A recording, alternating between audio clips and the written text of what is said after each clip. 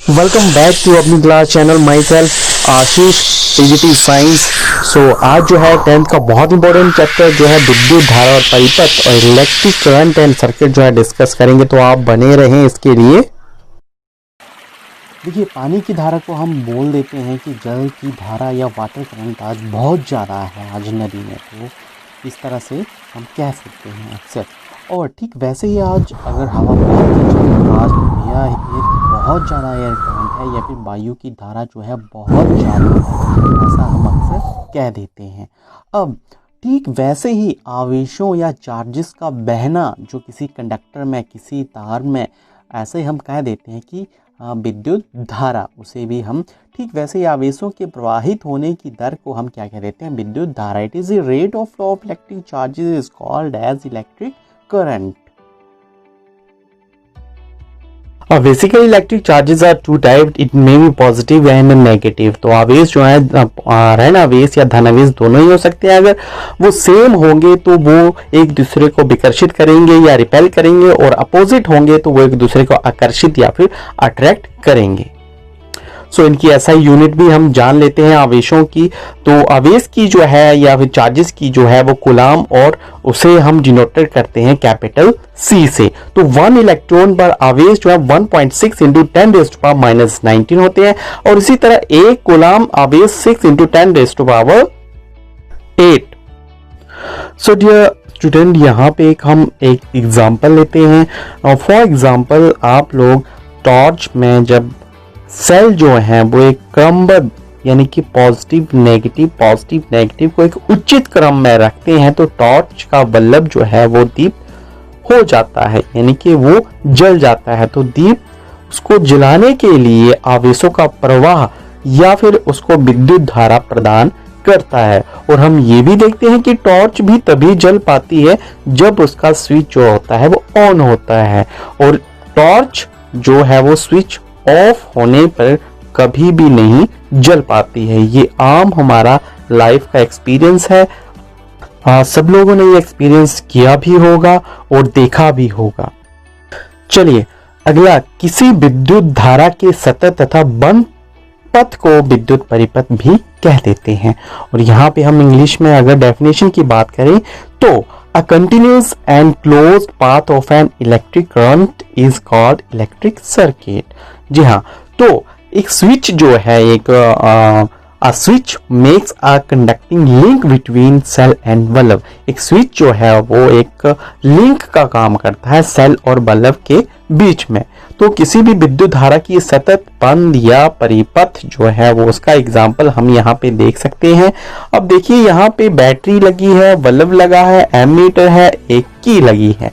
तो यहाँ पे जो है वो पॉजिटिव से नेगेटिव की तरफ करंट फ्लो कर रहा है, यानी कि यहाँ पे हम कह सकते हैं कि पॉजिटिव जो धनायन है, पॉजिटिव चार्जेस का फ्लो जो है उसे आप ये भी कह सकते हैं कि ये करंट की दिशा है। और आपको एक और इम्पॉर्टेंट चीज मैं यहाँ पे बता दूं कि इसके अपोजिट जो नेगेटिव का फ्लो होगा, यानी कि वही हमारा इलेक्ट्रॉन्स का फ्लो होगा। तो हमेशा ही करंट के अपोजिट जो फ्लो करते हैं दैट इज इलेक्ट्रॉन। आगे बढ़ते हैं, किसी परिपाटी के अनुसार या फिर किसी सर्किट के अनुसार विद्युत परिपथ में इलेक्ट्रॉन जो ऋण आवेश है के प्रवाह की दिशा के बिल्कुल विपरीत दिशा को विद्युत धारा की दिशा भी माना गया है। जी हाँ, पहले भी मैं बता चुका हूं। इंग्लिश में अगर डेफिनेशन की बात करें तो in an electric circuit the direction of electric current is taken as opposite to direction of the flow of electrons which are negative charges. तो यहां से हमारा एक कंसेप्ट बिल्कुल क्लियर है कि विद्युत धारा के प्रवाह के अपोजिट जो होगा, वो जो दिशा होगी वो इलेक्ट्रॉन्स के प्रवाह की दिशा होगी। और ये जो आप एग्जांपल यहाँ पे देख रहे हैं that is a electric circuit या फिर विद्युत परिपाटी।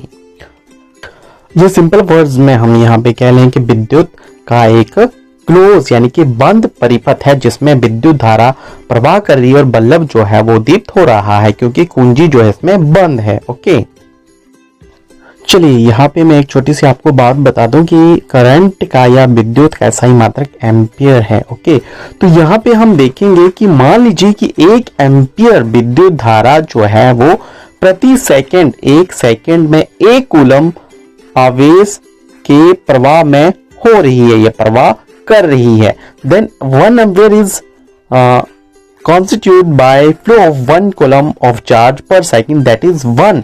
तो हम यहाँ पे लिख सकते हैं 1 ampere, 1 ampere is equal to 1 coulomb over 1 second. और इससे भी अगर हम स्मॉल क्वांटिटी में इसको लें तो हम इसको एक्सप्रेस कर सकते हैं 1 milli ampere is equal to 10 raise to power -3, यानी कि 10 की घात -3।